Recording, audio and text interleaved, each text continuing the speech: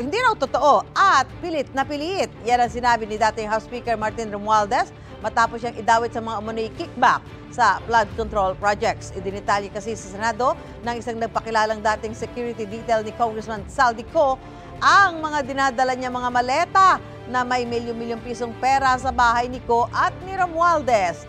May unang balita, si Maki Pulido. Isang nagpakilalang Orly Regala Guteza ang iniharap ni Senador Rodante Marcoleta sa pagdinig ng Senate Blue Ribbon Committee. Dati raw siyang nasa Philippine Marines at dati ring security detail ni Ako Bicol Party List Representative Zaldico. Sa kanyang sinumpaang salaysay, sinabi ni Guteza na naghatid siya ng pera kay Ko at kay dating House Speaker Martin Romualdez. At ang tawag daw nila sa dinedeliver na pera, basura. Humigit kumulang 3 beses ako mismo ang nag-deliver ng basura sa bahay ni Congressman Saldico at sa mga bahay ni Speaker Romualdez sa Taguig.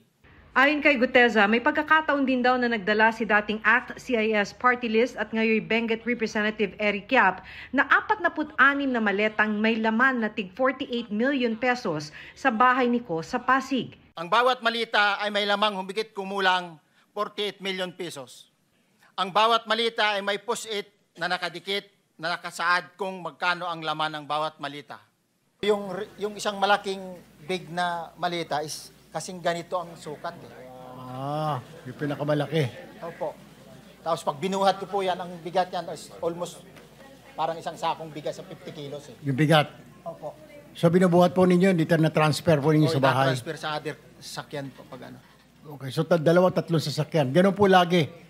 Yung mga 17, 18 po na mga maleta. 3 times a week. Yes, sir. Mula sa bahay sa Pasig, hinatid daw ang mga ito ni Guteza sa condo unit ni Ko sa Taguig. Doon daw hinati ang mga maleta. 11 maletang may lamang pera ang naiwan umano sa condo ni Ko, habang ang 35 inihatid daw sa bahay ni Romualdez sa Taguig. Sinong tao ang nagre-receive? Sa mga ganun, sir, ang may contact, Your Honor, is yung si Paul at si Mark lang ang may contact doon sa receiver. So pagdating doon, nakabukas na yung gate doon sa pumapasok na lang kami. Then pag nabuhat na namin yung mga malita na ibaba na, so lalabas na kami. Wala na kaming ano.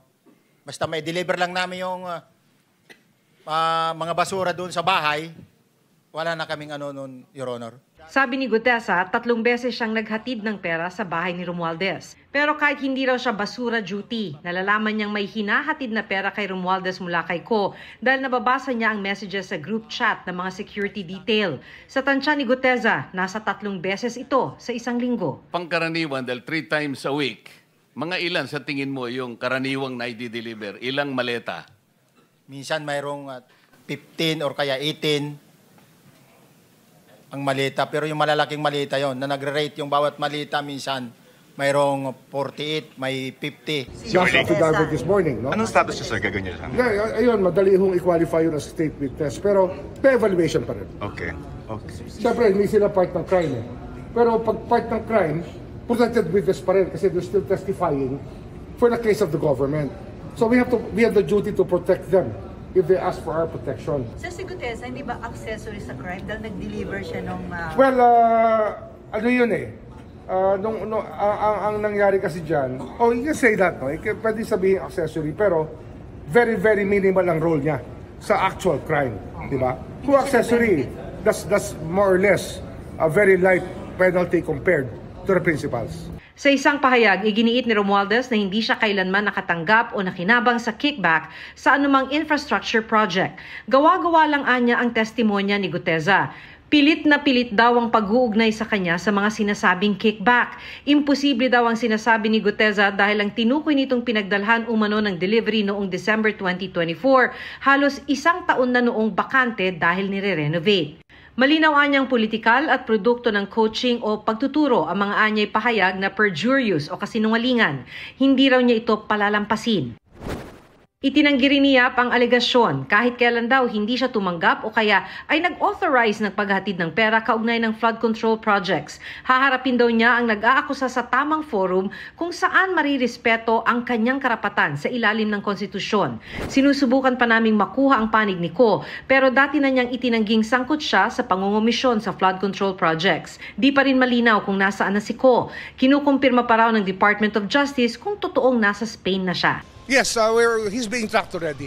We're trying to track him and maraming tumutulong na tao. Initially, sir, can you confirm if nasa Spain ba talaga siya? Well, there's a boarding pass. Boarding pass ba yun? Or there were flight details sent to us, but we have to validate. To be clear, sir, may ilbo ba siya? Meron siyang ilbo. Yes.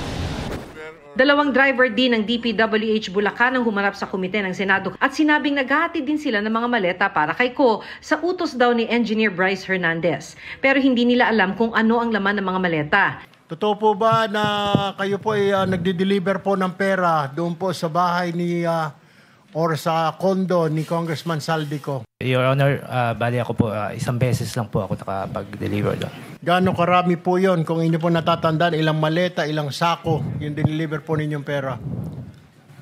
Your Honor, sa pagkakatanda ko po, mga nasa 6 to 8 na maleta po. Pero alam po ninyo na pera po ang laman ng maleta po na yon? Hindi po kinonfirm na pera, so wala po kaming idea. Ito ang unang balita, Maki Pulido para sa GMA Integrated News. Gusto mo bang mauna sa mga balita? Mag-subscribe na sa GMA Integrated News sa YouTube at tumutok sa unang balita.